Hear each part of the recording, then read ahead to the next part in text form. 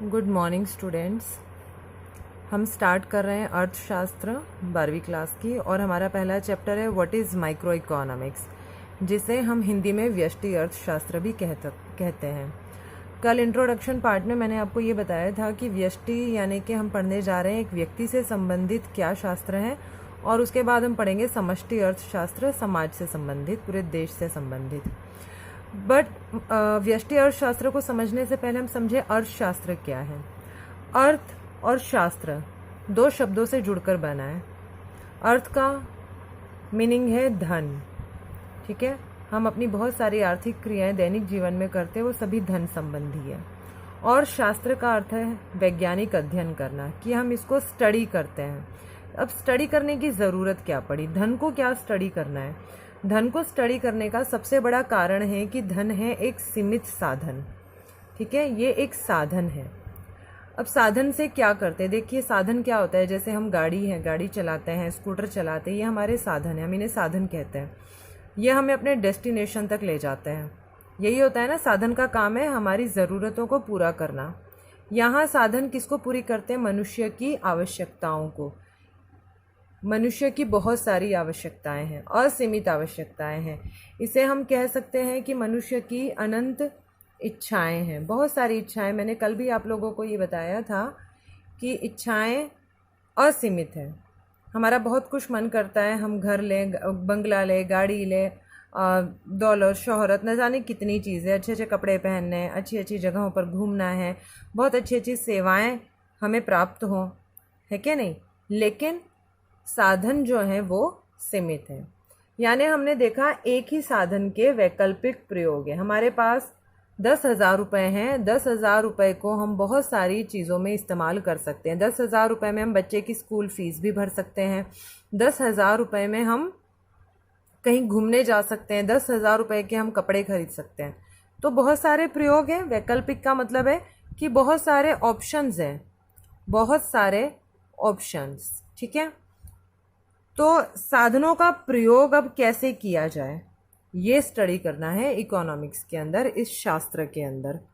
साधन क्या है? सीमित है। 10,000 रुपये हैं। क्या 10,000 रुपये में आप ये सारी चीज़ें कर सकेंगे? नहीं कर सकेंगे। तो हमें करनी होती है चॉइस। क्या करनी है हमें? चॉइस, यानी कि चुनाव। हम करते हैं चुनाव। यही सारी प्रक्रिया कि सीमित साधन हैं, असीमित आवश्यकताएं हैं, इच्छाएं हैं, एक ही साधन के बहुत सारे प्रयोग हैं। हमें उसमें देखना है कि बेस्ट विकल्प कौन सा है। आ गई बात समझ में? तो इन्हीं सबको स्टडी जो करते हैं वो कहलाता है अर्थशास्त्र। पहले चैप्टर के अंदर हम लोग अर्थशास्त्र की विभिन्न परिभाषाएं पढ़ेंगे। देख लेते हैं उन परिभाषाओं को भी। तो अब हम पढ़ेंगे बहुत सारी ऐसी परिभाषाएं जो समय के साथ साथ इवॉल्व होती रही। वैसे तो एडम स्मिथ को अर्थशास्त्र का फादर माना जाता है, पिता माना जाता है। शुरुआत उन्हीं ने की थी अर्थशास्त्र को समझने की, समझाने की। तो हम उन्हीं की परिभाषा से शुरुआत करते हैं। उन्होंने दी थी धन संबंधी परिभाषा, यानी कि उन्होंने ये बताया था कि इकोनॉमिक्स क्या है। तो बेसिकली उन्होंने 1776 में एक बुक प्रकाशित की थी। उस बुक का टाइटल था an inquiry into the nature and causes of wealth of nations. और उसमें उन्होंने ये बताया, परिभाषा इस प्रकार से दी कि अर्थशास्त्र धन की प्रकृति तथा कारणों की खोज है, कि धन क्या है। धन को समझने की कोशिश उन्होंने की और समझाने की कोशिश की, और धन की प्रकृति क्या है, क्यों इसकी मात्रा को बढ़ाया और कैसे बढ़ाया जा सकता है, और कैसे बचत की जा सकती है, कैसे निवेश किए जा सकते हैं। इन तमाम पहलुओं पर उन्होंने इस पुस्तक में गौर किया। उसके बाद दूसरी जो परिभाषा आती है वो दी गई डॉक्टर मार्शल द्वारा। आप बार बार जिक्र पढ़ेंगे डॉक्टर मार्शल का अपने आने वाले चैप्टर्स में। उन्होंने दी थी भौतिक कल्याण संबंधी परिभाषा। उनकी बुक प्रकाशित हुई थी 1890 में, प्रिंसिपल्स ऑफ इकोनॉमिक्स। भौतिक कल्याण क्या है? Material welfare. देखिए, हम मनुष्य हैं और हम सब अपनी इच्छाओं की पूर्ति कुछ भौतिक साधनों द्वारा, हमें प्यास लगी, हमने पानी पिया, हमें भूख लगी, हमने भोजन खाया, हमें ठंड लगी, हमने बहुत सारे वुलन कपड़े पहने। तो ये सब हमारी क्या है? मटीरियल वेलफेयर से संबंधित वस्तुएं हैं। तो उन्होंने इस प्रकार की परिभाषा दी कि ये जो अर्थशास्त्र है ये जीवन के साधारण व्यवसाय के संबंध में मानव जाति का अध्ययन है। ठीक है, तो बच्चों तीसरी परिभाषा है दुर्लभता संबंधी परिभाषा, जो दी गई है 1932 में रॉबिन्स के द्वारा। उन्होंने एक बुक लिखी थी, an essay on the nature and significance of economic science. इस वर्ड को समझेंगे बच्चों, दुर्लभता क्या है। दुर्लभता का इंग्लिश में अर्थ होता है स्कैरसिटी। स्कैरसिटी यानी कि जो वस्तुएं बहुत दुर्लभ हो, रेयर हो, यानी कि बड़ी मुश्किल से मिलती हो। मुश्किल से क्या मिलता है, जैसे ये पर्यावरण, ये हवा, शुद्ध पानी, वनस्पतियाँ, जंगल, खनिज पदार्थ, ये सब हमें बहुत मुश्किल से मिले हैं और इनके हज़ारों तरह के प्रयोग हैं। हम इन्हें बहुत तरह से इस्तेमाल कर सकते हैं, लेकिन ये असीमित नहीं है, सीमित है। इसीलिए दुर्लभ है, क्योंकि ये सीमित है और हमारी आवश्यकताएं वो कभी ख़त्म ही नहीं होती, अंत ही नहीं होता इन आवश्यकताओं का।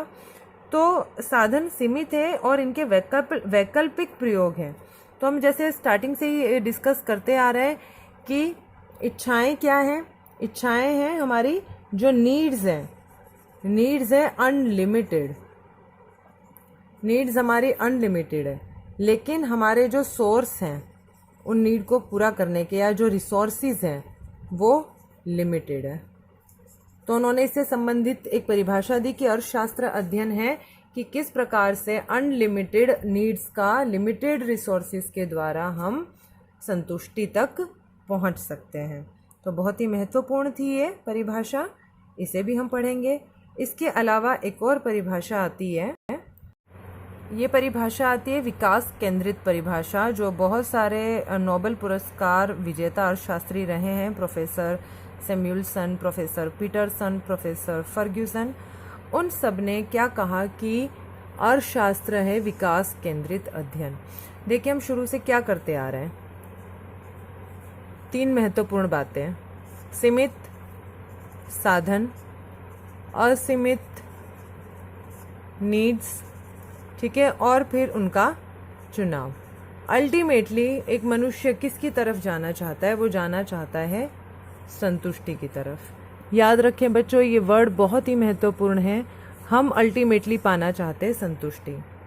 हमें प्यास लगी, हमने पानी पिया, हमारी प्यास बुझी, हमें क्या मिली, संतुष्टि। हमें भूख लगी, हमने भोजन लिया, हमें क्या मिली, संतुष्टि। इससे हमारा कल्याण हुआ।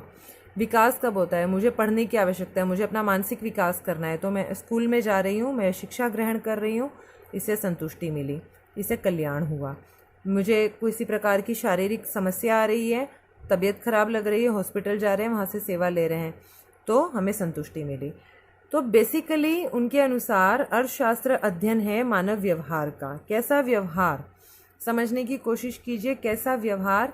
यहाँ पर मैं आप लोगों को दिखाती हूँ, ये कैसा व्यवहार है, आप यहाँ देख सकते हैं, बहुत अच्छे से दिखाई देगा आपको इस बुक के अंदर कि अर्थशास्त्र मानव व्यवहार का विज्ञान है। हमारी बहुत सारी आवश्यकताएं हैं और आवश्यकताएं असीमित हैं, उनको पूरा करने के लिए साधन भी उपलब्ध हैं और वो साधन सीमित है और उन साधनों के अनेक उपयोग हैं। ऐसे में मनुष्य क्या करता है वो चयन। और चयन किस प्रकार का होता है, जिससे मिलती है अधिकतम संतुष्टि, विकास और कल्याण। तो हम यहाँ देखेंगे शुरुआत से लेकर एडम स्मिथ की परिभाषा से लेकर धन संबंधी, रॉबिन्स की कल्याण संबंधी, मार्शल की कल्याण संबंधी, रॉबिन्स की दुर्लभता संबंधी और सैमुअलसन के आर्थिक विकास, इन सबको मिलाकर एक बहुत बढ़िया परिभाषा यहाँ पर निकल कर आती है कि अर्थशास्त्र वह शास्त्र है जिसमें मनुष्य की आवश्यकताओं की अधिकतम संतुष्टि करने या कल्याण बढ़ाने तथा आर्थिक विकास के लिए अनेक उपयोगों वाले सीमित साधनों के कुशलतम उपभोग, उत्पादन, विनिमय तथा वितरण से संबंधित कार्यों का अध्ययन किया जाता है।